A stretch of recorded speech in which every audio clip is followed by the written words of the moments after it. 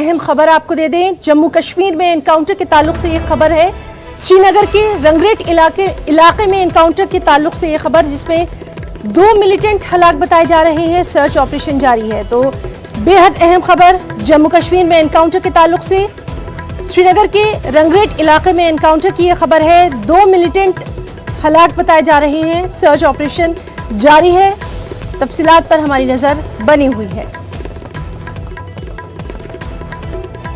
अहम खबर जम्मू कश्मीर में एनकाउंटर के ताल्लुक से।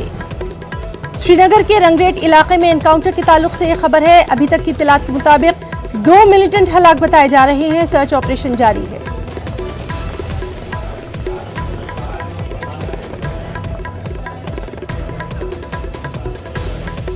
तो इस वक्त की बेहद अहम खबर जम्मू कश्मीर में एनकाउंटर के ताल्लुक से। श्रीनगर के रंगरेट इलाके में एनकाउंटर, 2 मिलिटेंट हलाक बताए गए हैं। सर्च ऑपरेशन जारी है। लगातार मजीद तफसीलात पर नजर बनी हुई है।